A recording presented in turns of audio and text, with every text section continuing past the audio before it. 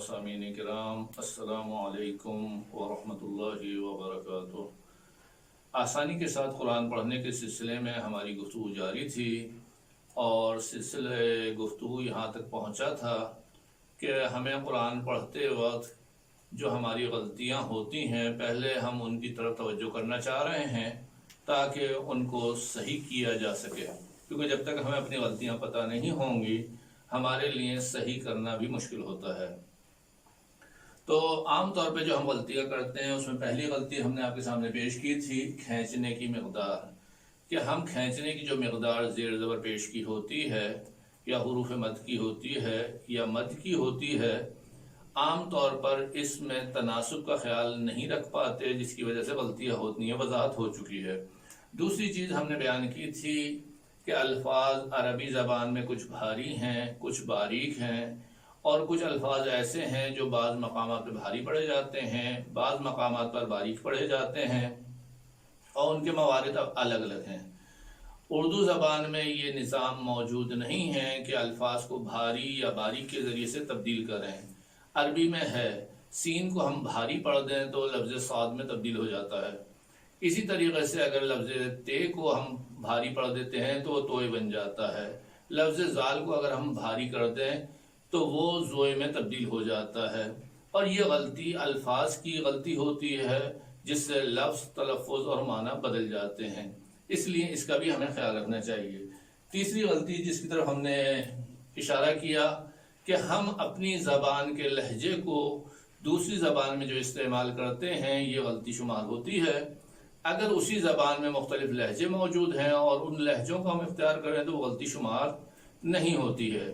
اگرچہ کہ لہجے کی غلطی میں فصیح اور بلیغ والی بات آتی ہے لیکن نماز غلط نہیں ہوگی، لیکن اپنی زبان کا لہجہ دوسری زبان میں استعمال کریں تو وہ غلطی شمار ہوتی ہے۔ چوتھی غلطی جس کی طرف ہم اشارہ کرنا چاہتے ہیں وہ ہے ہمارے تاثرات۔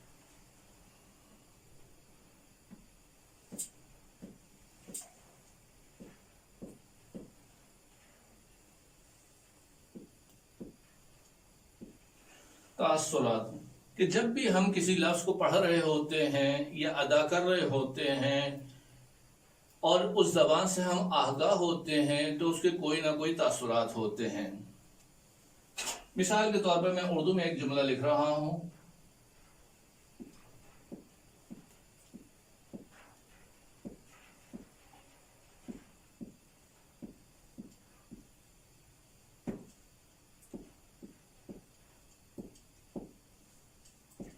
اس کو ہم اردو میں کس طریقے سے ادا کریں گے؟ آپ سوچئے، پڑھ کے دیکھیے، اور میں آپ سے کہہ رہا ہوں کہ آپ نے جو کچھ بھی پڑھا ہے غلط پڑھا ہے۔ اس کی وجہ کیا ہے؟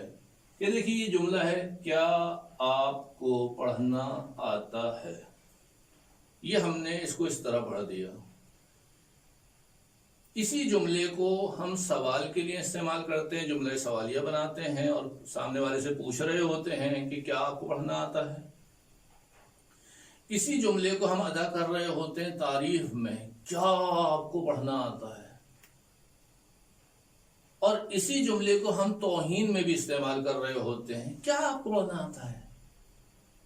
تو دیکھیے لکھنے کا انداز ایک ہی ہے، لیکن ہم اپنے تاثرات کے ذریعے سے، باڈی لینگویج کے ذریعے سے کیا کرتے ہیں؟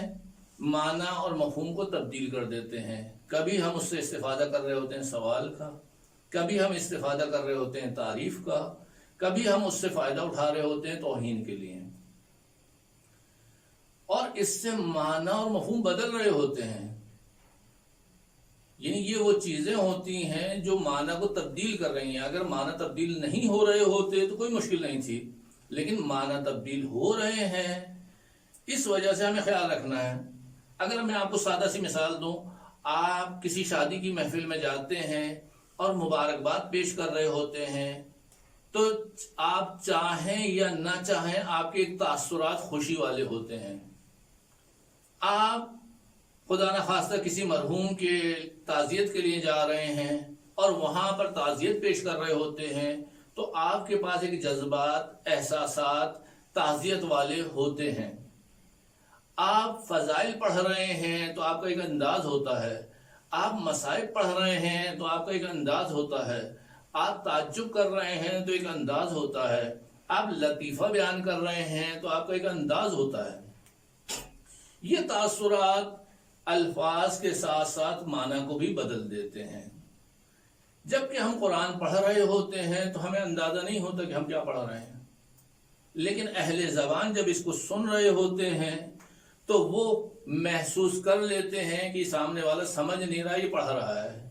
کیونکہ ہمارے یہاں عام طور پر قرآن ختم قرآن کے لیے، جنت میں جانے کے لیے، ثواب کی نیت سے پڑھا جاتا ہے، سمجھنے کے لیے اور عمل کرنے کے لیے نیت سے نہیں پڑھا جاتا۔ اس لیے ہماری اس بات کی طرف توجہ نہیں ہوتی ہے، جبکہ آپ اپنی زبان میں غور کر کے دیکھیں گے کہ کیا آپ کو پڑھنا آتا ہے، کیا آپ کو پڑھنا آتا ہے اور کیا آپ کو پڑھنا آتا ہے، اس میں بہت فرق ہوتا ہے۔ خوشی کی محفل میں، غم کی محفل میں تاثرات مختلف ہوتے ہیں، اس لیے آیات قرآنی کو پڑھتے وقت بھی ہمیں تاثرات کا خیال رکھنا ہوتا ہے۔ آج کے جلسے کو ہم یہیں تک اختتام تک پہنچاتے ہیں۔ اگلے جلسے تک کے لیے اجازت دیجیے۔ السلام علیکم ورحمۃ اللہ وبرکاتہ۔